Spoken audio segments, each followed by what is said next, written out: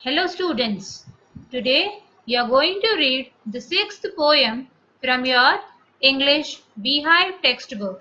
The title of the poem is No Men Are Foreign. It is written by James Kirkup. Before we read the poem, let us know about the poet. James Kirkup was born in 1918 and he died in 2009. He was an English poet, translator, and travel writer. He wrote over 30 books, including autobiographies, novels, and plays. He became a Fellow of the Royal Society of Literature in 1962. The theme of the poem, No Men Are Foreign, is the oneness of mankind underneath the superficial differences of color, race, nationality, and faith. It presupposes that all human beings are brothers and sisters. Those who spread hatred and wage wars are criminals and deserve to be condemned. The poem also deals with the supremacy of love, accord, friendship among all the people in this world. No Men Are Foreign is an apt title for the poem because it deals with the theme of universal brotherhood. Human beings all over the world have identical behavior, and the differences based on the man-made concepts like caste, creed, etc. are unnatural. Every human being responds to love positively. Hence, we all are same. First stanza of the poem is: Remember, no men are strange, no country is foreign. Beneath all uniforms, a single body breathes. Like ours, the land our brothers walk upon is earth like this, in which we all shall lie. Here, the poet begins by asking us to constantly remind ourselves that no human being is strange or different. Beneath the superficial surface of our bodies, all human beings have heart, minds, and souls. The same earth is present everywhere, and the people of all countries will be buried into the same earth one day. The second stanza of the poem reads: They too, aware of sun, air, and water, are fed by peaceful harvests, by war's long winter starved. Their hands are ours, and in their lines we read a labor not different from our own. Here, in this stanza, the poet says that every human being is aware and can enjoy the beauty of nature, whether is sun, air, and water, and all are fed by the peaceful harvests. The people eat the food which is provided by the fields and trees we plant. The process is same everywhere around in this world. And so the people also like peace as we do. Now they also suffer when there is war and face hardships, when the weather destroys the crop. All the human beings suffer and enjoy in the same manner. The poet says that they too have hands, just like us. They work like us, and the way they labor is just like we do. For survival is the basic need of every human being. Thus, we are the same, and the entire world is our home.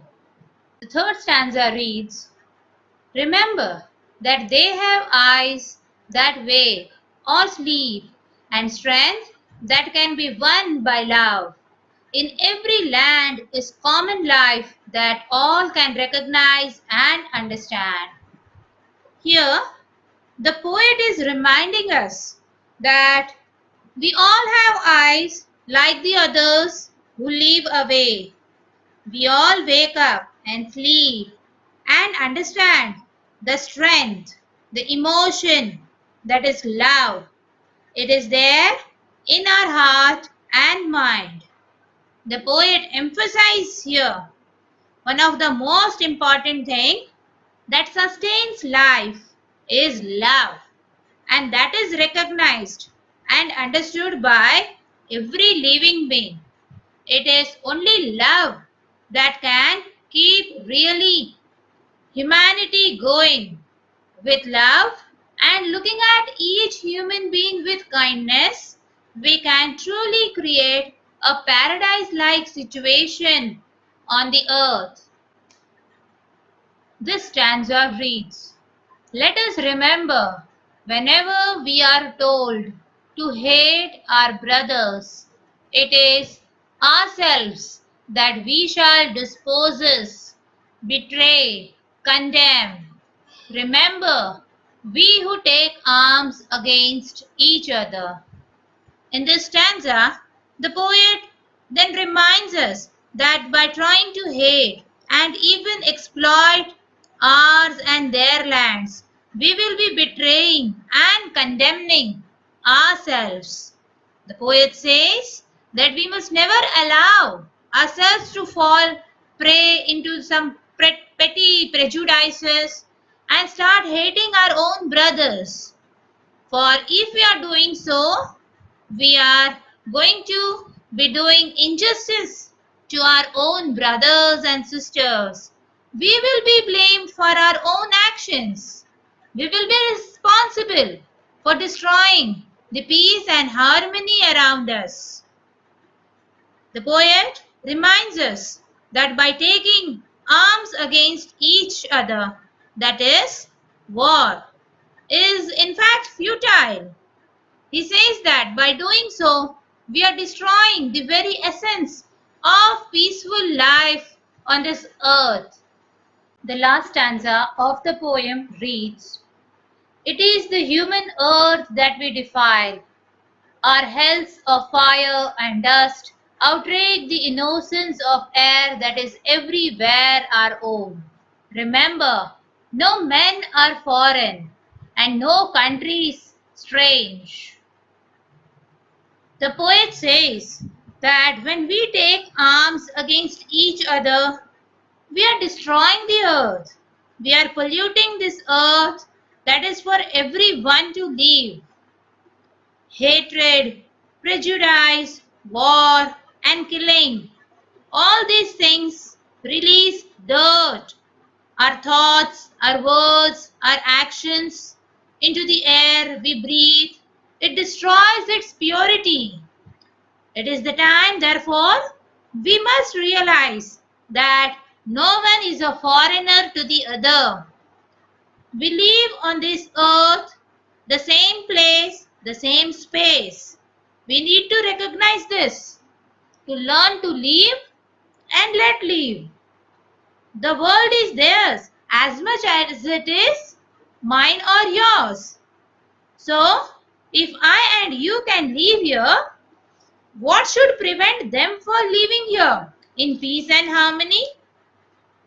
The poet concludes by telling us that our actions defile the earth and outrage the innocence of the air that is our own. He uses the refrain, no men are foreign and no country is strange. He means to say here at the end to remember us that no men are foreign and the whole country, the whole world is one. Thank you all for listening. Keep learning.